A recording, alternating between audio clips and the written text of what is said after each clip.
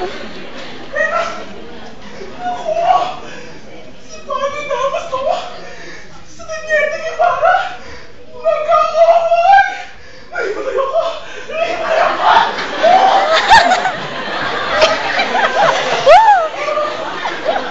Natatawa ko.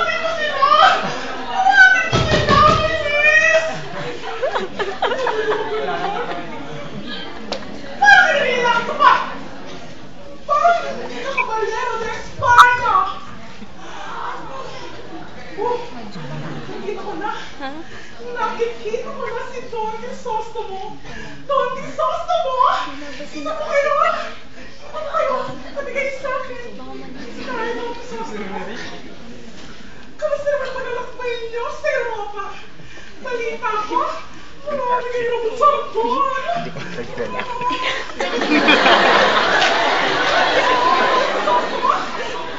Bakit hindi ako nakausap? Don Crisostomo, kausapin mo ako. Kausapin mo ako sa akin. Don Crisostomo, kanina. Tayo na kasi. Nainis mo ako! Nainis na ako! Gusto ko na magbuwas ng kasalanan. Nagkakaroon naman ng sala dito. Demorsya! Kaya rito! Pupunta tayo sa simbahan ngayon. Magbabawas tayo ng kasalanan.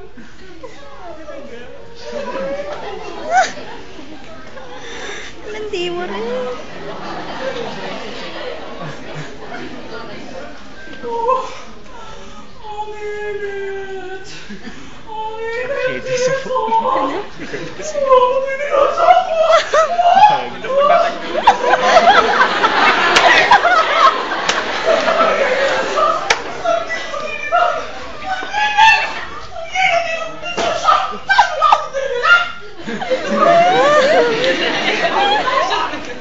Hindi pinapasok ang mga Indong tulad ninyo! Nagsisikip ang iglesia! Gusto ko na lumabas, Tiburcio. Halika, gusto kong makatingnan ang mga Indong tumutungo sa atin sa kalye.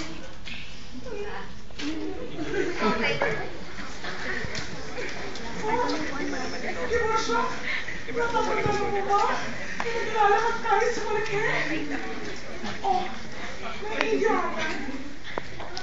Bakit hindi bumababa? Hindi man lang nagtataas ng sombrero! Hampasin mo sila itong busyong katulad ng ginagawa sa kanila ng mga kura at mga sipil! Turuan mo sila ng kriminalidad! Aba, narito ang isa. Narito ang Alvarez. Tingnan ko lamang kung magtatanggal siya ng sombrero. Magandang hapon! Tiburcio, bakit ganun? Bakit ayos ng sombrero mo? Bakit kaya lamang tinanggap ang kanyang suot sa ulo? Inilis mo naman sombrero mo? Nakakatalaga! Hindi ka dapat nakikipagbatian sa isang Alvarez! Napapagod na ako! Gusto kong kumain. Nagugutom na ako.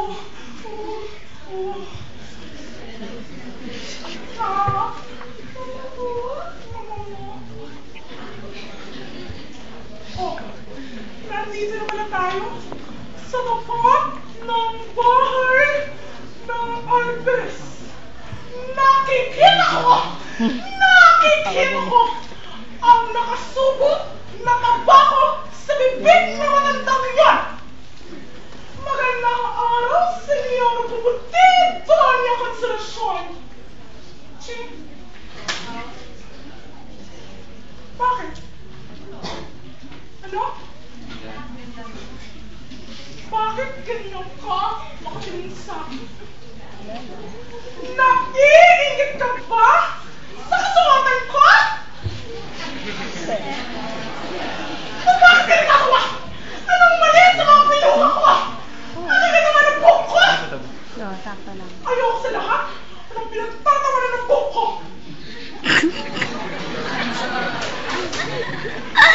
Kilalanin mo kung sino ang kausap mo. Sa bahay sa Maynila, hindi agad pinapapasok ang mga address. Naghihintay mo na sila sa pintuan. Nagsasalita ko po! Natutulog mo ba magsalita? Linis na ako, Ate Portia. Hindi mo ba na ako magpagtanggol? Makinig ka, Dona Excelencia. Bumababa ang katayuan ko sa makikipag-usap sa inyo. Kasi nilaman ng malit ka, babayaran ko kayo ng gusto.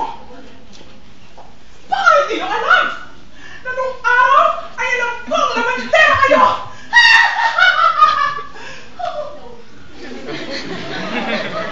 Nakapawin pa rin. Oh, Daddy, love ka na kayo. Ay, babati na yan, babati. Sa akala mo ba, hindi ko alam kung sino ka at kung sino ang tao kasama mo? Sinabi na sa akin lahat ng asawa ko, senyora.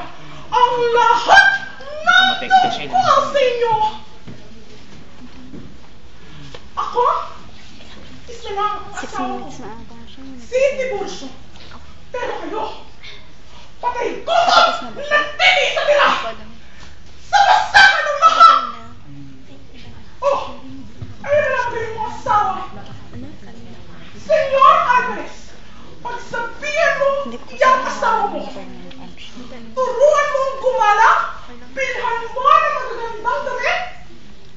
Oh, wala kayong pera, at bakit hindi kayo magdaan sa bayan? May mga sandali na kayo.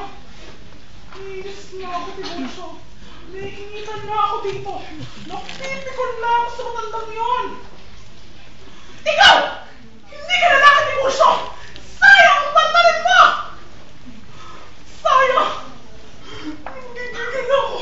Kukuhanin ko na ba ang panya? Kukuhanin ko na ba ang ngipin niya? Papasagin ko na ba? Uwi na tayo sa Maynila! Hindi ka marunong sa matmadalan! Hindi ka marunong! Teka!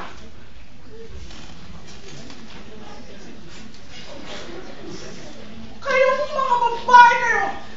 Lalo ka na, Clarita! Huwag na huwag kang magpapakasal sa isang lalaking hindi marunong magsuot ng pantalon! Baka, bandang mali, pabayaan ka na lamang luruin ng tuya ng kahit isang aso lamang.